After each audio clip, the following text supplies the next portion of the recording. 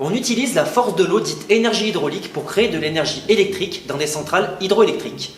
Pour cela, l'énergie potentielle de pesanteur de l'eau est convertie lors de la chute en énergie cinétique.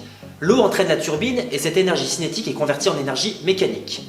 L'alternateur, qui est fixé à la turbine, produit lui de l'énergie électrique. La force de l'eau dépend de la hauteur de la chute pour les centrales de haute et de moyenne chute et du débit dans les rivières pour les centrales au fil de l'eau. L'énergie hydraulique est une source de production d'électricité essentielle au plan mondial. Elle occupe le premier rang des énergies renouvelables. Respectueuse de l'environnement, elle ne participe ni à l'augmentation de l'effet de serre, ni à la pollution de l'air, n'émettant ni de CO2 ni de gaz polluants.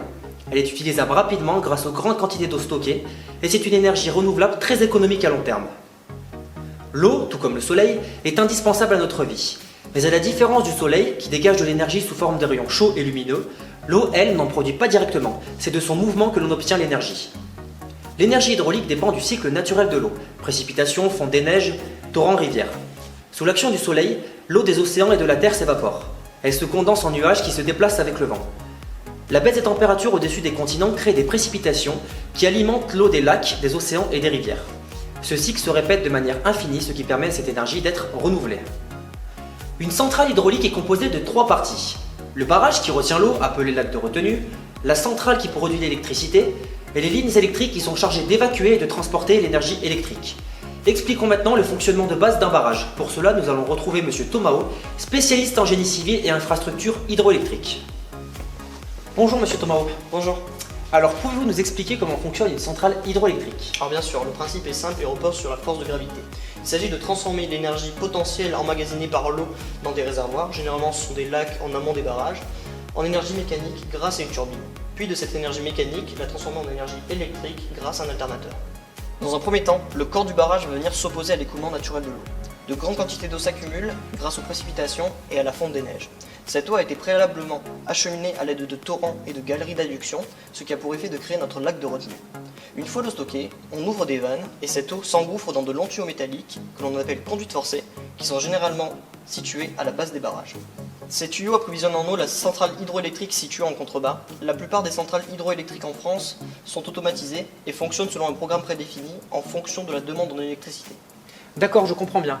Mais comment peut-on convertir l'énergie mécanique de l'eau en électricité avec de l'eau qui arrive dans cette conduite? Pour ce faire, à la sortie de la conduite, dans la centrale hydroélectrique, on a une turbine. L'énergie potentielle de pesanteur est convertie lors de la chute en énergie cinétique. L'eau entraîne la turbine et l'énergie cinétique est convertie en énergie mécanique. L'axe de la turbine entraîne un alternateur qui va produire un courant électrique alternatif et donc de l'énergie électrique. Ainsi, la puissance dépend de la hauteur de la chute et du débit d'eau. Plus ils sont importants, plus cette puissance sera élevée. Nous avons ensuite un transformateur qui élève la tension du courant électrique produit par l'alternateur pour qu'il puisse être plus facilement transporté dans les lignes à très haute tension. L'eau turbinée qui a perdu son énergie cinétique rejoint la rivière par un canal appelé canal de fuite. Parfois, certaines centrales sont des stations de transfert d'énergie par pompage, STEP. Elles fonctionnent grâce à 2 bassins réservoirs à 2 altitudes différentes. Aux heures de très forte consommation, l'eau du bassin supérieur est turbinée et recueillie dans le bassin inférieur. Lorsque la demande du courant électrique faiblit, l'eau est alors pompée et remontée dans le bassin supérieur. C'est le cas de l'usine de Grand Maison que j'ai eu l'occasion de visiter. Elle utilise le lac de Grand Maison comme lac de retenue et la retenue d'eau du Vernet située à 900 mètres en contrebas.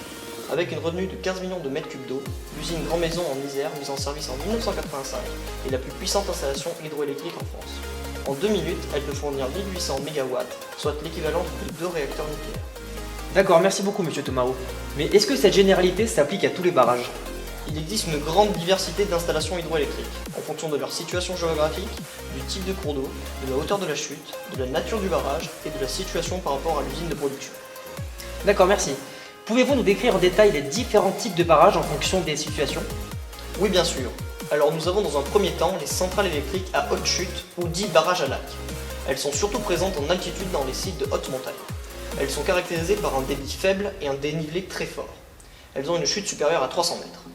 Le barrage s'oppose à l'écoulement naturel de l'eau pour former un lac de retenue. Ce lac est alimenté par l'eau des torrents, les ruissellements, la fonte des neiges et des glaciers. En France, la plus grande hauteur de chute est celle de Portillon, en Haute-Garonne, avec 1420 mètres.